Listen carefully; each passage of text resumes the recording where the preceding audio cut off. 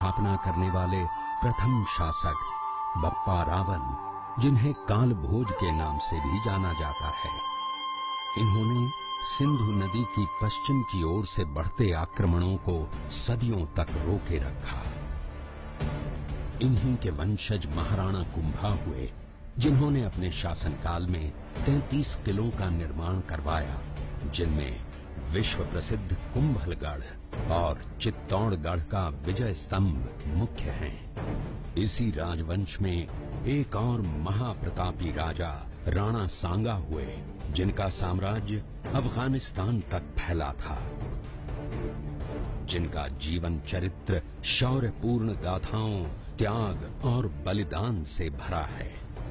युद्ध के दौरान उनके शरीर पर 80 घाव लगे थे, जिनमें एक आंख, एक हाथ और एक पांव बुरी तरह से जख्मी होते हुए भी स्वाभिमान की रक्षा के लिए युद्ध में वे सदैव तत्पर रहे।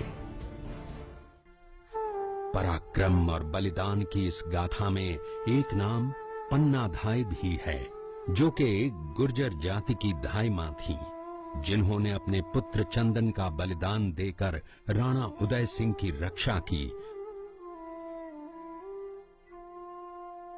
जिनके पुत्र महाराणा प्रताप हुए।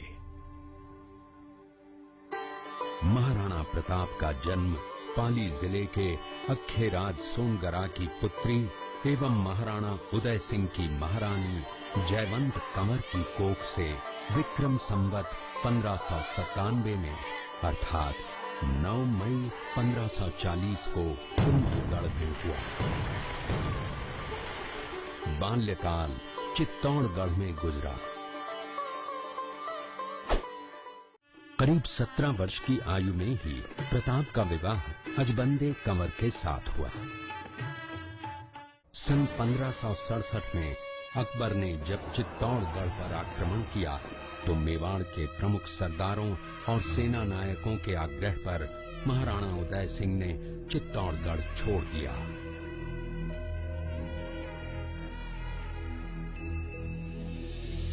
मुगलों के प्रति उनमें घृणा के भाव जागृत हो गए। अपने देश, कुल, गौरव और मातृभूमि की मर्यादा के लिए प्राण न्योछावर करने वाले योद्धाओं और ललनाओं से प्रताप ने न केवल सीख ली, बल्कि ये घटना उनके जीवन का आधार बन गई। अपने पिता के साथ दुर्गम पहाड़ों में रहने के बाद प्रताप ने गोगुंदा में अपना पड़ाव कायम किया।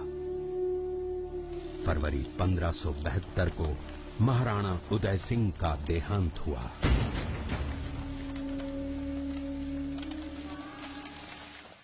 प्रताप की ज्येष्ठता और योग्यता को ध्यान में रखते हुए सरदारों ने उनको राजगद्दी पर आसीन किया। होली के दिन उनका गोगुंदा में राज तिलक हुआ।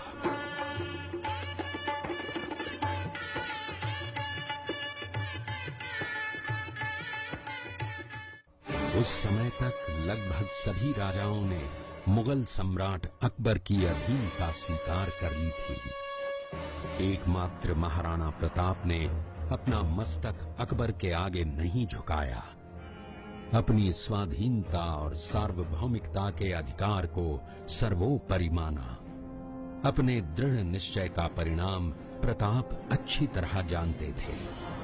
प्रताप मुगलों से लोहा लेने की तैयारी में जी जान से जुट गए। 18 जून 1576 की सुबह हल्दी घाटी और खमनोर के मध्य एक मैदान में ऐतिहासिक युद्ध हुआ, जो बाद में रक्त तलाई के नाम से जाना गया। महाराणा प्रताप की सेना गोगुंदा से हल्दी घाटी पहुंची, जबकि सेनापति मानसिंह के नेतृत्व में मुगल सेना ने हल्दी घाटी के ठीक नीचे मैदान में अपना मोर्चा जमाया।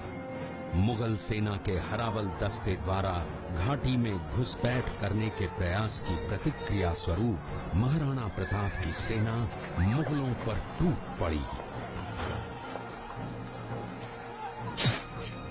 प्रताप के हरावल सैन्य दलों का नेतृत्व पठान हाकिम खां सूर कर रहे थे।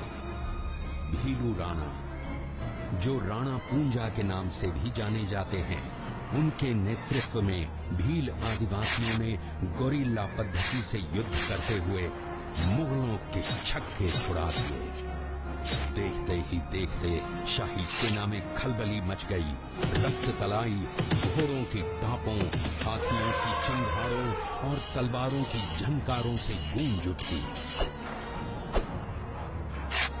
चारों तरफ हाहाकार मच गया।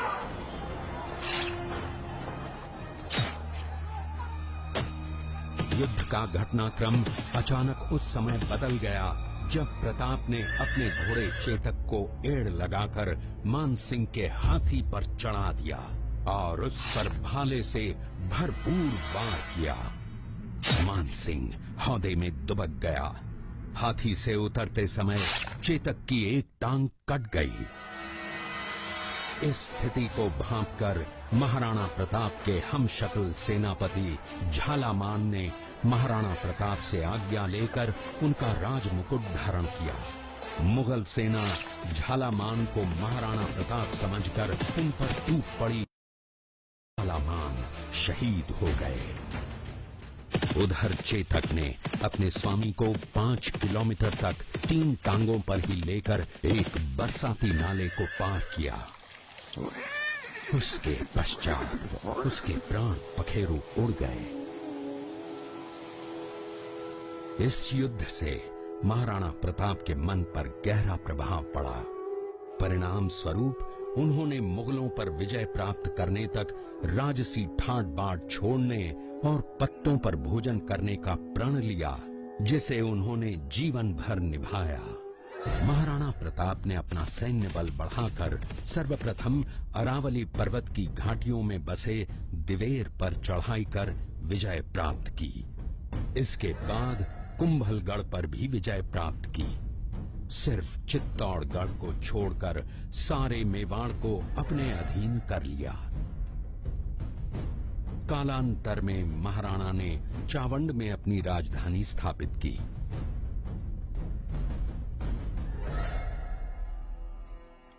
19 जनवरी 1597 को राणा प्रताप ने मात्र 57 वर्ष की आयु में इस संसार से प्रयाण किया।